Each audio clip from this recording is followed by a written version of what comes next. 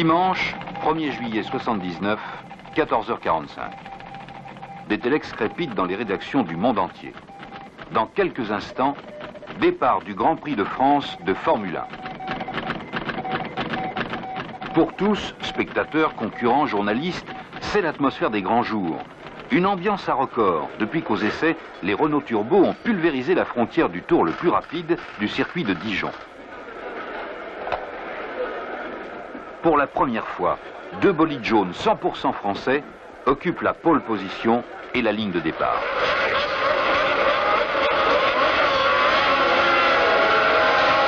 Pourtant, il y a quelques jours seulement, le doute subsistait encore.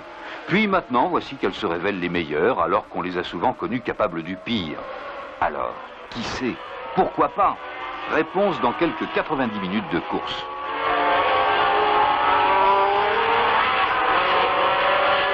Soudain, à quelques kilomètres de l'arrivée, tandis que Jabouille est en tête depuis 30 tours, devant 120 000 spectateurs au souffle coupé, se déroule la fin de course la plus fantastique de l'année. À plus de 200 km/h, roue dans roue, Arnoux sur Renault et Villeneuve sur Ferrari se disputent la seconde place en un fantastique ballet de virtuosité et de courage. Un suspense qu'on n'est pas prêt d'oublier. 16h38, première victoire 100% française dans un Grand Prix. Pour Renault, Elf et Michelin, c'est la récompense de 4 ans d'efforts, la confirmation d'un pari technique unique dans l'histoire du sport automobile. Faire gagner une Formule 1 avec un moteur suralimenté. La Formule 1, elle commence autour d'un homme, le pilote. Parfaitement installé dans un habitacle fonctionnel, il donnera toutes ses possibilités avec une machine à sa mesure. Il dispose de 3 pédales, d'un volant, d'un levier. Eh bien, de leur position au millimètre près peut dépendre la victoire ou la catastrophe.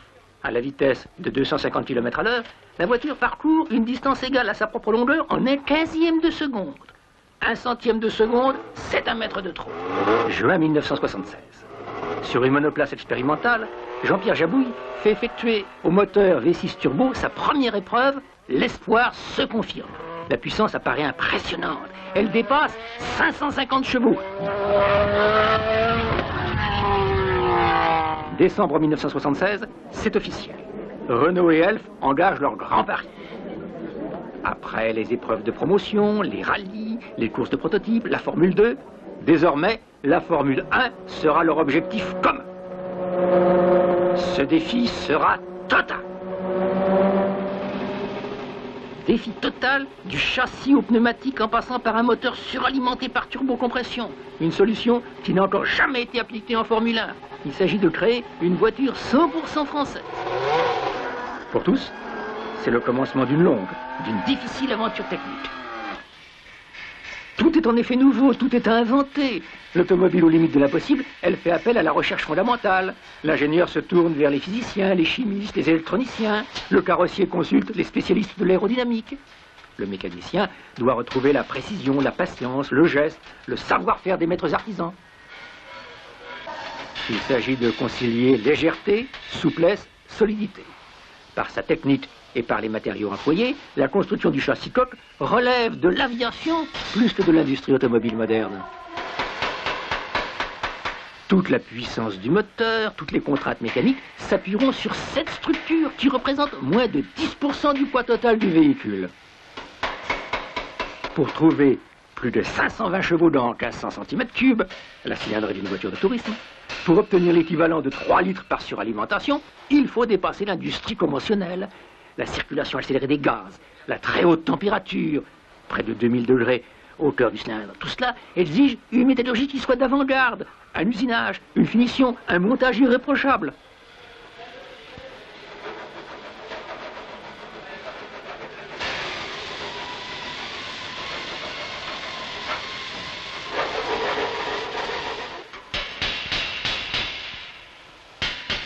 Tout devient démesuré, nouveau, difficile à imaginer.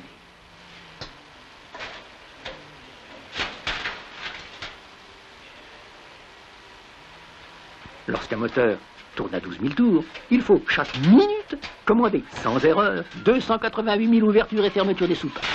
Cela représente près de 5 000 interventions mécaniques chaque seconde. À ce même régime, il faut, avec une précision qui atteint le millionième de seconde, allumer 600 étincelles par seconde, soit plus que le double des meilleurs moteurs de série. Et toujours à raison de 12 000 tours par minute, les pistons du V6 parcourent ensemble plus de 100 mètres par seconde. Pendant la durée moyenne d'un Grand Prix, cela représentera 550 km, avec un changement de sens tous les 49 mm, 2400 fois par seconde.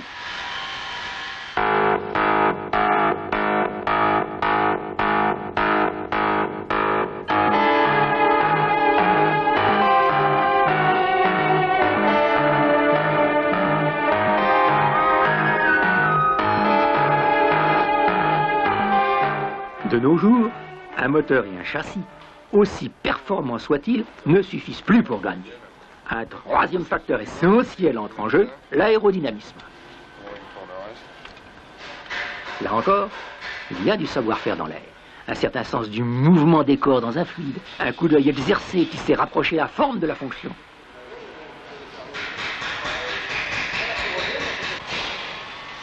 D'abord, les lignes principales du premier carénage sont déterminées. Puis, on affine les contours, les volumes dont dépend le meilleur rendement aérodynamique. Enfin, l'automobile carrossée est étudiée en soufflerie. Bon, alors 38. Idem 27, bêta 0 degré, arrière 4e coupe, équerre 1 cm sur capot avant.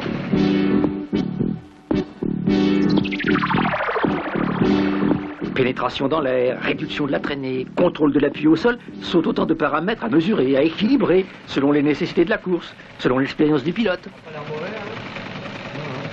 Oui, on a un poil plus haut en vitesse, mais enfin dans le CZ, c'est CZ. Hein. En fait. Non, parce que, CZ, ah oui, on a un poil moins en CZ global. Et on a eu un petit repas. Ah, et si, on rééquilibre vers l'arrière, chef. Un choix difficile, évolutif, qui contribue à la transformation continuelle des silhouettes de la Formule 1. Sous l'appellation de Wincar, l'actuelle génération utilise la déportance afin d'accroître l'adhérence au sol.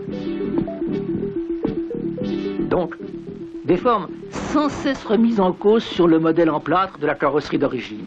Le plasticien matérialise les modifications, reprend un carénage, déplace une prise d'air en fonction des essais. Avec l'expérience, la carrosserie évolue dans sa forme et dans son poids. Faite d'un solide textile synthétique imprégné de résine plastique, elle pèse aujourd'hui moins de 20 kilos. Là encore, le progrès est permanent. En 2 ans, à résistance égale, cette enveloppe fine et rigide, constituée d'une 40aine de pièces, a perdu plus que la moitié de son poids. C'est important. Même si l'on dispose d'une grande puissance, chaque kilogramme gagné compte.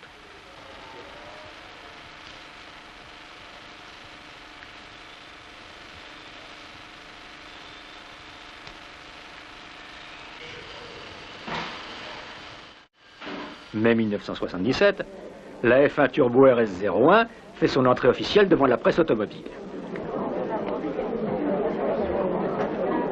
Les spécialistes sont enthousiastes et ils sont perplexes. Le doute, c'est surtout le turbo en Formule 1. Pourquoi pas un moteur atmosphérique? ce moteur, qui est déjà un moteur bien au point, il en a des millions de construits, a quand même un inconvénient, c'est qu'il rejette en pure perte dans l'atmosphère des gaz qui possèdent encore une certaine énergie. Les ingénieurs ont eu l'idée de récupérer ces gaz d'échappement. Pourquoi faire? Eh bien, pour entraîner une petite pompe, une petite turbine, qui, mue par ces gaz d'échappement, va entraîner un arbre avant de s'échapper dans l'atmosphère. Eh bien, que va-t-on faire de cette puissance qui est sur cet arbre? Eh bien, avec cette puissance, on va entraîner une autre pompe, un petit compresseur, que vous voyez ici, qui est entraîné donc par le même arbre, qui est coaxial. On va entraîner un compresseur qui va aspirer de l'air dans l'atmosphère, le comprimer, et cet air comprimé, on va le ramener dans l'admission du moteur, c'est-à-dire que le moteur va avaler de l'air comprimé. En avalant de l'air comprimé, et si nous dosons l'essence en proportion, ce moteur sera plus brillant, plus performant. Avec la technique du turbocompresseur, on a d'une part récupéré de l'énergie qui était gaspillée, et d'autre part, par l'intermédiaire de l'air comprimé par le compresseur, on a rendu le moteur plus brillant. Deux notions, donc, économie et performance des moteurs à turbocompresseur. Alors, dans la pratique, un turbocompresseur, c'est cela. Alors, vous reconnaissez à gauche la partie turbine, avec l'arrivée des gaz d'échappement, qui entraîne cette petite roue avant de s'échapper. À droite, la partie compresseur, avec sa roue, entraînée par le même arbre, l'admission d'air et la sortie d'air comprimé vers le moteur ici. Dès 1907, Renault avait suralimenté un moteur. La compression avait été étendue à la haute puissance et fait la renommée des autorails français. Toutefois, une partie de l'énergie était prélevée sur le moteur jusqu'à l'apparition du turbocompresseur. Sur camion, le turbo résiste à 250 000 km de trafic. Il permet à puissance égale une économie de 10%.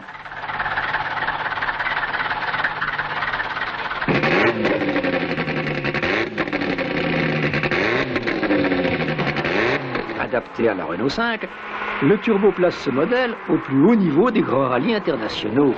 Commercialisée, la voiture sera la plus rapide des petites européennes de série. Associé au moteur de base V6, champion d'Europe 77 de Formule 2, le turbo prouve avec éclat ses aptitudes sportives en remportant les 24 heures du Mans 78. En Formule 1, confrontation au sommet de la compétition automobile, le progrès et l'invention technique font la loi chez tous les constructeurs. Pour Renault, les difficultés de mise au point sont en rapport avec l'ambition de ce projet. Ce sont 25 000 km sur piste, sans compter les grands prix qui auront permis de maîtriser ce puissant, ce tout nouveau bolide confié au pilote d'essai Jean-Pierre Jabouille.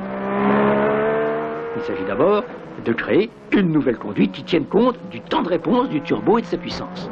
Il faut partir, s'arrêter des centaines de fois, souvent après un seul tour de circuit pour un petit tour de vis. Passer des heures de mécanique au stand dans le camion atelier. C'est mieux qu'on essaie de remettre la puissance normale du moteur pour les Tout températures. est étudié, apprécié, mesuré, enregistré.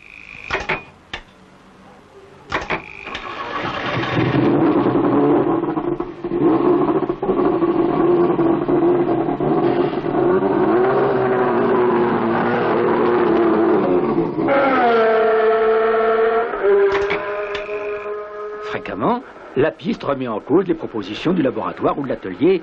Les résultats, en effet, sont incertains. L'équipe doit apprendre vite à faire face aux difficultés, à surmonter l'amertume des échecs. Tu freines plus, c'est ça le problème. Hein? Quel est le problème? Le problème, c'est qu'à l'heure actuelle, je rentre trop vite à l'heure actuelle dans le virage, Oui. et le freinage n'est pas très bon. Un arrêt sur 1 seconde et demie, c'est 1000 km.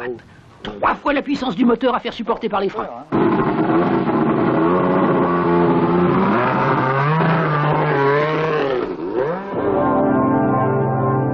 L'obstination, un certain sens du recul et de la décision sont des qualités indispensables aux pionniers de la Formule 1. Cela fait partie des enseignements qu'apporte ce projet.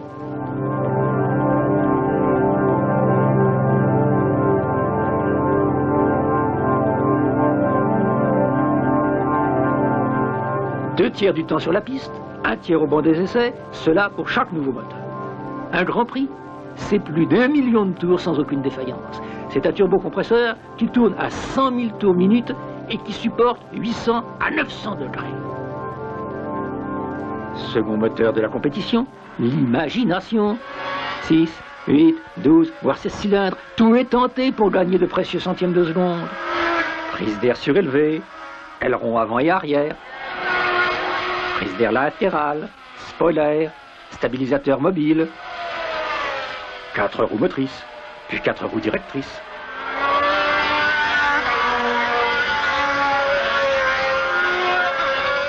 Et même un ventilateur arrière pour accroître l'adhérence au prix d'une dépression sous la voiture.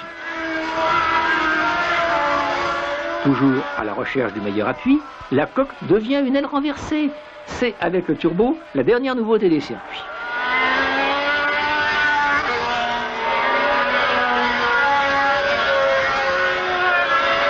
Dès 1979, tous les constructeurs adoptent cette formule aérodynamique. C'est l'année où la Formule 1 met des jupes. On voit plus loin. Sous le numéro 15, la RS10 sera l'auto du second souffle, celle du double turbo.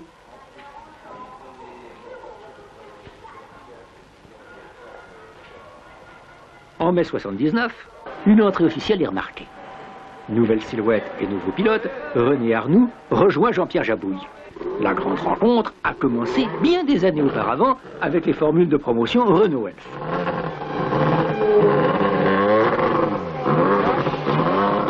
Après la victoire du Grand Prix de France, c'est enfin à Silverstone que se mesure le progrès réel. 1978, départ en dernière ligne. 1979, départ en tête de René Arnoux, qui terminera second au Grand Prix de Grande-Bretagne.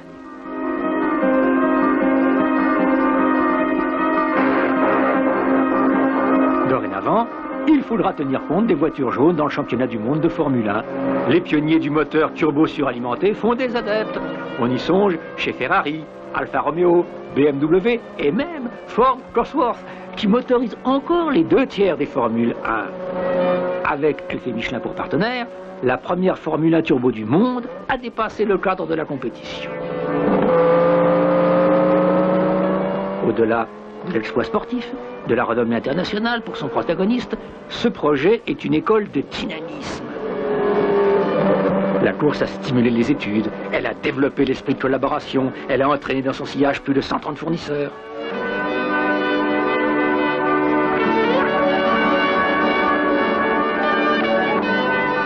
L'automobile à la limite de l'impossible, c'est un ambitieux projet. C'est l'aventure des temps modernes. C'est d'abord le plus judicieux des investissements industriels, car elle constitue le laboratoire des nouvelles technologies dont bénéficiera la voiture de demain.